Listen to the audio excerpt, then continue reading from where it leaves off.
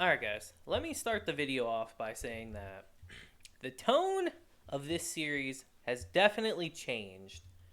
And I think it's changed for the better.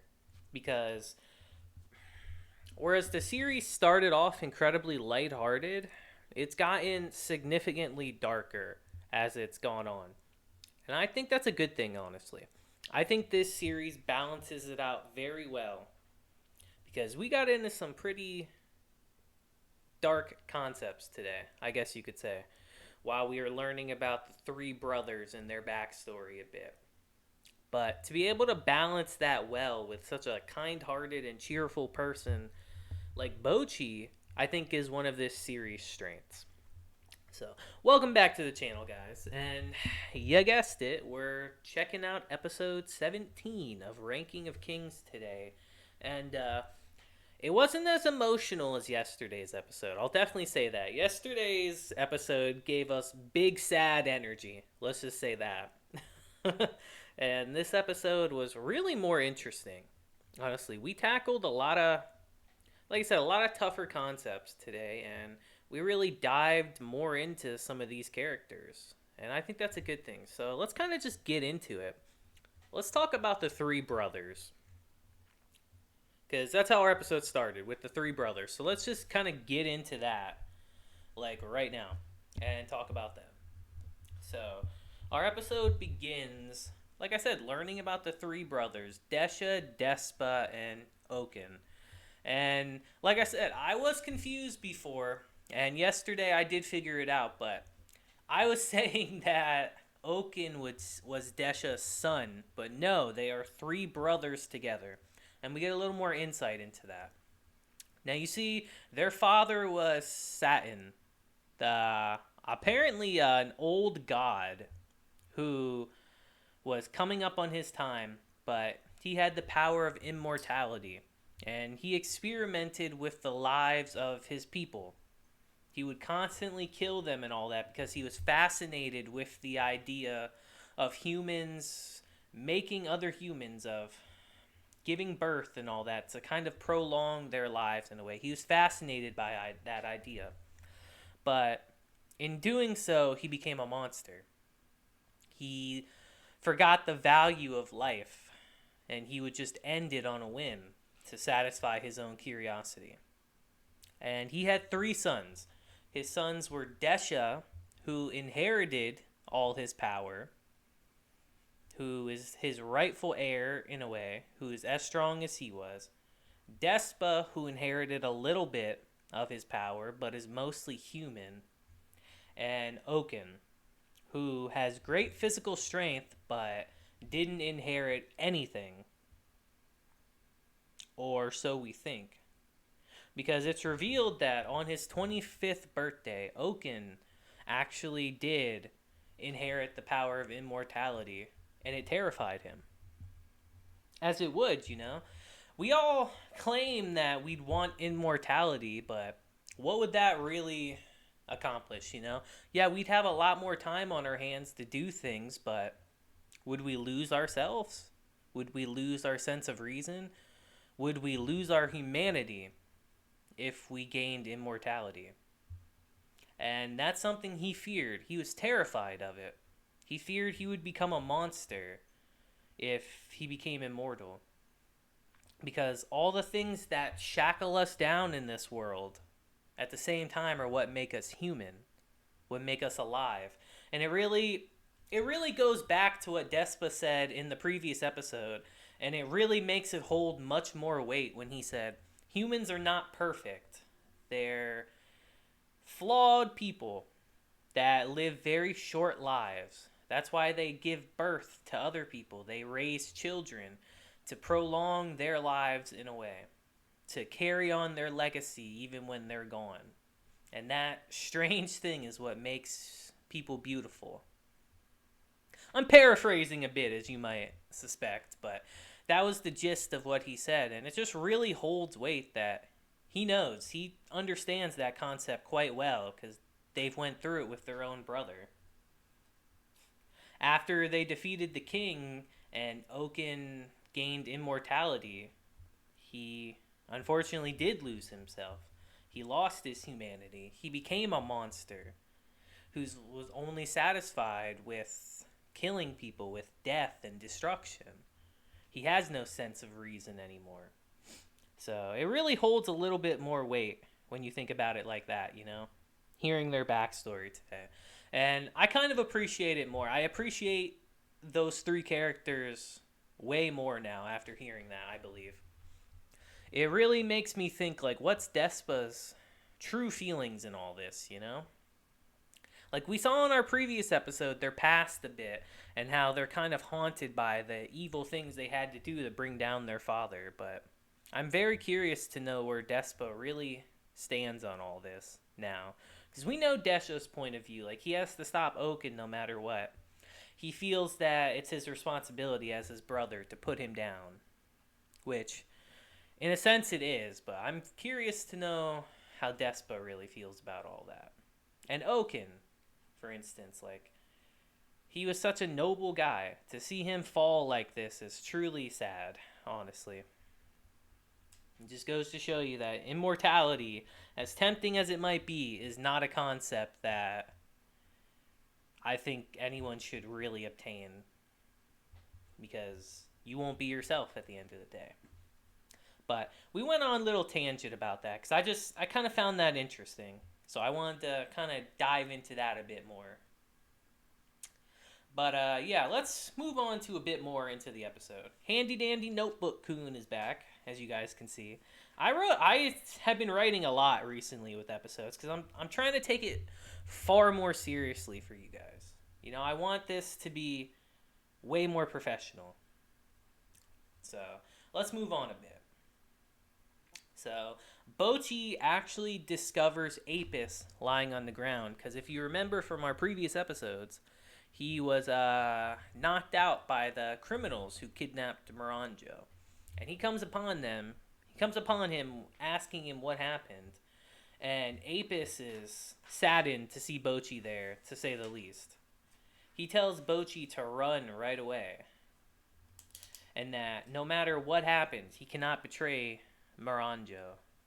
Because he reveals that Miranjo's real goal in all this is to just be by Boss's side.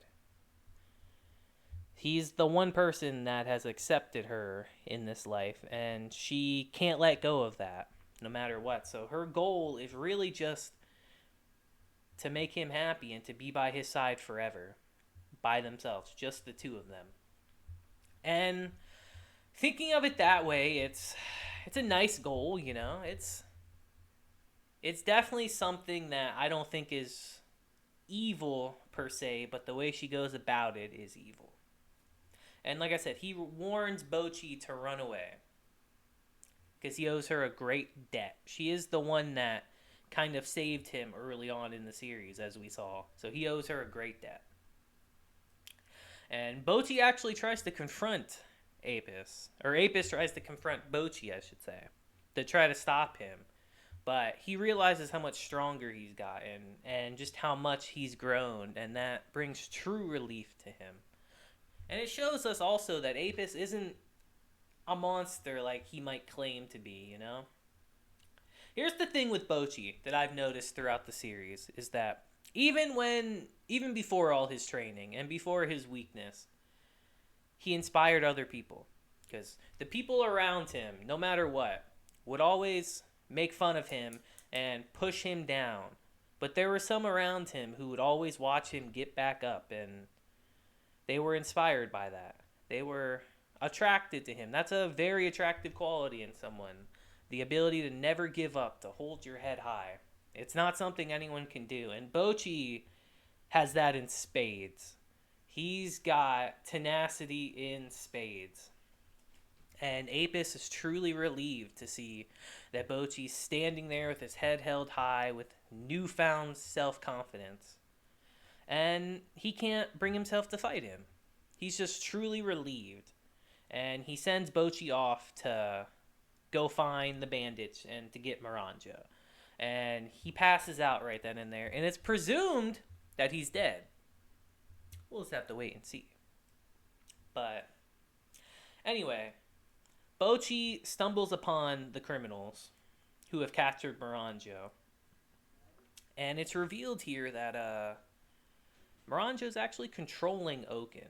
She states that people that don't have a will and are just ravenous beasts are easy to control, which makes sense, you know. He's basically become a mindless monster at this point. And she orders him to kill the bandits, which of course Bojji intervenes in because he doesn't want anyone to die. And the bandit captain, he pleads for his life because, you know, he's that kind of guy. He's a scum. He's scum through and through. And Bojji, of course, wants to help him, being the nice guy he is, but he betrays him and throws poison in his face. But Bojji, being a giant, isn't affected by this, and he quickly disposes of him and captures him. But now it's a fight between Oaken and Bojji. And this is what Despa has feared the entire time, because Bojji is no match for Oaken. As strong as he has become, as broken, frankly, as his ability is to be able to hit people's weak points no matter what, it doesn't work against someone who's immortal and someone who doesn't really feel pain. It's kind of worthless. So they start fighting, and he's putting up a great fight.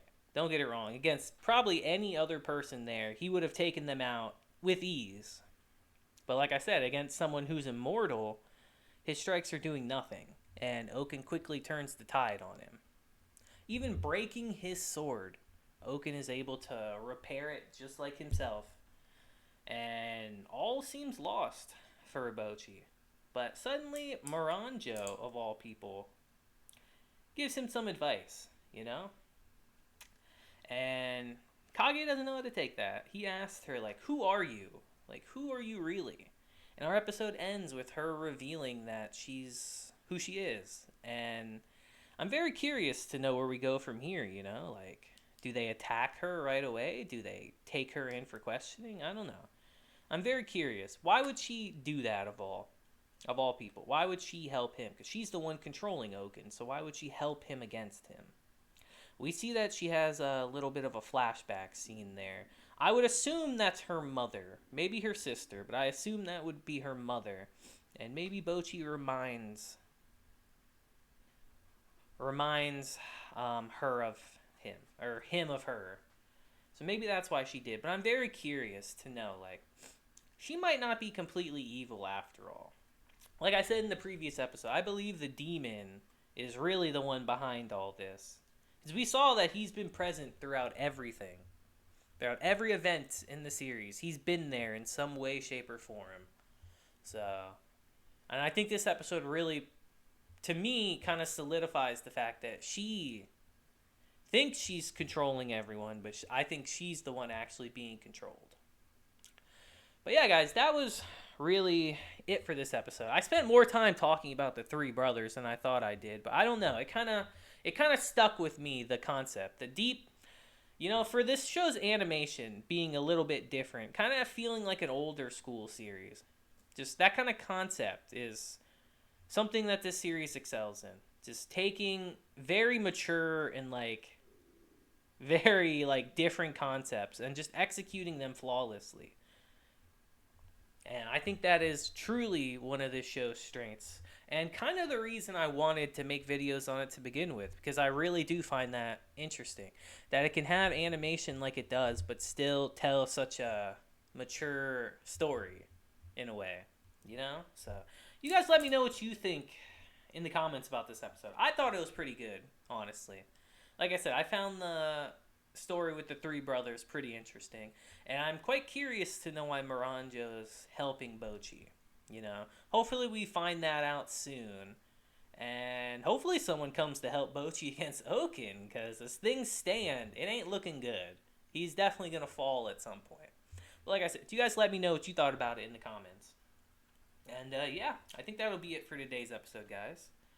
So leave a like if you liked it. I'd greatly appreciate it. I don't normally like asking for that stuff, but I would definitely appreciate it. It shows me you guys are interested in the content I'm doing, and yeah, it's just a nice feeling, you know? So yeah, do that. like I said, let me know in the comments how you felt about it. Or just tell me about your day and all that, you know? I don't mind if you guys use the comments for that. So just let me know. And yeah, subscribe to the channel if this is the kind of stuff you like. You know, we're only getting bigger. We're only going to get bigger, guys. So hop on now while you can. But yeah, guys, until next time. I hope you guys have a great day, week, month, and year. And until then, deuces, and have a blessed day.